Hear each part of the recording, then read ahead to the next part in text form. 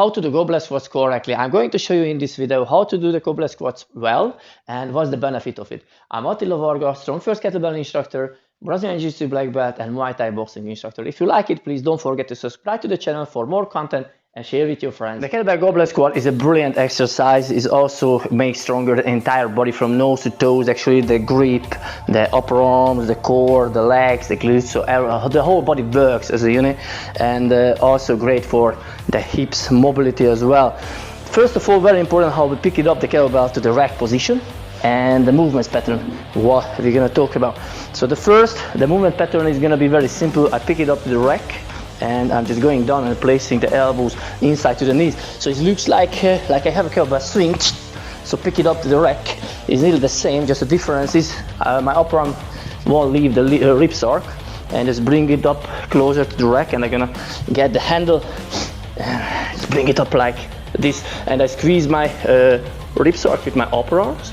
I keep holding here a couple of seconds, tensing the core, glutes, the legs, to get stability, and I settle down just a couple of times. You just want to feel the tension at the top. It's very important, especially later on if you're gonna do it heavier. You need a very good stability at the top with a straight posture. And when I'm going down, I just place my elbows to my knees inside, and I'm coming up. But let's talk about this a bit closer. So when I pick it up to the rack, I'm not going down just straightly. Watch the elbow. So if I'm going down just here and I keep my upper arm on the ribs arc, my elbow gonna contact it to my leg inside and not to the knee. So what's gonna be happen here, if I'm going down straightly and my elbow is just pointing to the leg inside, not to the knee, I have a very bad posture, so it's definitely not straight. So what I'm gonna do, the upper arm stays here at the ribs arc, but when I hinge the hips back, you can see the angle of the arm stays there. When I hinge the hips back, my arm stays there, and I'm gonna place the elbow to the knee inside, and I push the feet through on the ground, and I'm coming up. So it looks like I'm holding here about 3 to 5 seconds negative, hips hinge back, and I place the elbows to the knees, a straight posture, and the hips and the shoulder close to one lane, and I'm coming up. Very important, how deep can we go is sometimes a good question can be. If someone has sensitive low back, definitely not osteoarthritis, not the full motion of range. So where the tailbone starts curving on the, actually that's the optimal depth for someone who has low back problems. For example, I'm going down here, and when the hips and the knee getting into one lane, you can see it starts curving under. So this would be the optimal, definitely not lower, just giving less stress to the low back. If someone has knee problem, for example, if I'm gonna stop here, my hips and the knee in one lane, I'm gonna have more pressure on the knee. So in that case, I'm going lower. Or if you have knee problem and lower back, simply not, this is your drill. It's not the safest. You have to do some rehab for that to get the most benefit of it. And if you're able to do full motion of range, very important, when I'm going down and I'm coming up, I don't lift my hips first. I'm not coming up like that. It looks like a good Chuck Norris joke when he does the push-up. Actually, he never pushes himself up, he pushes the earth down. And this is what we're gonna do. I don't thinking to stand up. I think about push the floor away by my feet. So again, I'm gonna grab the bell, up to the rack, squeeze the handle. I'm going down, upper arm the ribs arc, I squeeze my upper body, and downward is about 3 to 5 seconds. Hinge the hips back, go down, and I push my feet through on the ground and counter the glutes. Brace your abs. Let's do one more. I use the weight as a counterweight.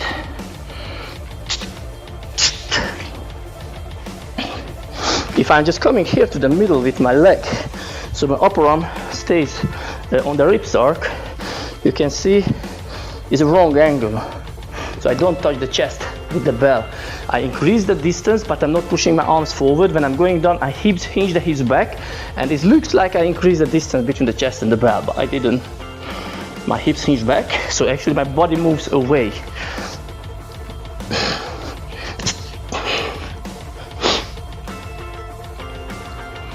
It looks like I have bigger space now between the bell and the chest, but you can see the angle of my arm is the same. And I set it down. Other question, how wide a good stance is. Everyone has different body structure. Someone has longer legs, better hips mobility. Maybe they're gonna do wider stances. Usually what is very good, I have just some easy jumps when I'm landing on the ground and with a comfortable stance. For example, if I have a little bit rotation outside from the hip lane just here, that's optimal. So I don't need to forcing my toes forward. I do this way. The other very good thing, when you go down and you try to track your knees with your toes, so definitely not this way. So when I'm going down, let's see now from here, up the rack, my knees and toes in one direction, pointing to one direction. And when I'm coming down, how can I play with more counterbalance? I'm gonna use the kettlebell definitely as a counterbalance now. I'm going down and I have a biceps curl. One, I can even move back a bit more back here. Definitely not the biceps curl is the main drill now, it's the squat. This is just playing a bit more with the posture. If I was focusing the biceps curl, obviously I would use just a S-bar. You can see I have even more straight posture, and I'm coming up here. Good, and it's very good for the hips mobility as well. And I settle down. Let's see a very simple and beneficial stretching, what makes better the full motion of range. I'm just on my back. Actually, let's stop from here. It's gonna be easier. So I have a squat, a deep squat. I just sit back to the mat and I keep holding my legs up here. And one of my leg goes straight to the mat. I just grab the other shin and pull my knee to my chest, to my shoulder. I pull tight and push the other leg straight to the mat. And push and pull at the same time. Push the straight leg down to the mat, pull the other knee to the shoulder. Hard as much you can. Okay, straight leg, other one as well. And a little bit stretch the hamstring. Pull, pull, pull. Push the other straightly down and pull this leg up high. Yeah, you can play a bit with the ankles. This activates more all the way along the hamstring. And I bend again, I pull again to the shoulder. Other leg is the same. Again, it's not straightly here. So I'm not doing straight here. It's about a little bit angle out where I was doing the squat. And I just pull back. Yeah. I'm gonna show this way. Yeah. So it was the squat. This leg is straight. I grab this shin. I pull. So not here. A little bit side. Just it was a squat position. And I push the straight leg to the mat. I pull the other leg up high to my shoulder. Keep pulling, keep pushing. Straight leg. I keep pulling backward again. I can make some circles. Just makes more activating the hamstring. And I bend again the knee.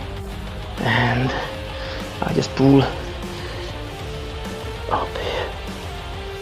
Yeah, good. And let's see now 5 goblet squats. If you done well, it's gonna be a bit easier feeling to go to the full motion of range. And also it's much easier for the hips mobility to staying at the bottom a bit. Minimum 3 to 5 seconds negative. I breathe in downward, stay at the bottom, and quickly coming up.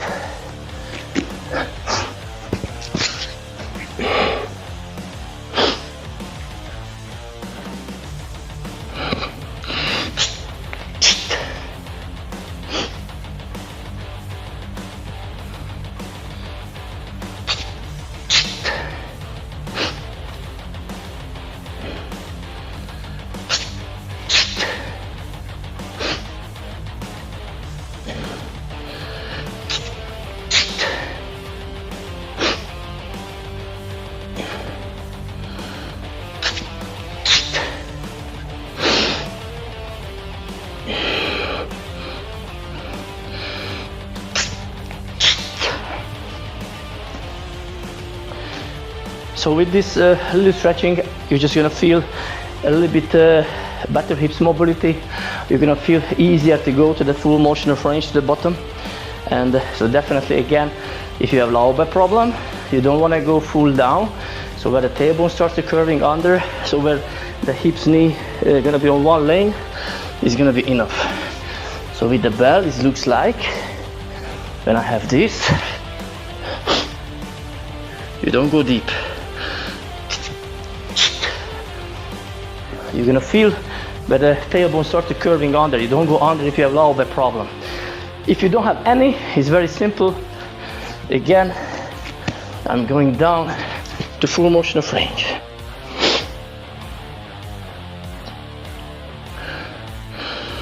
Can move a bit.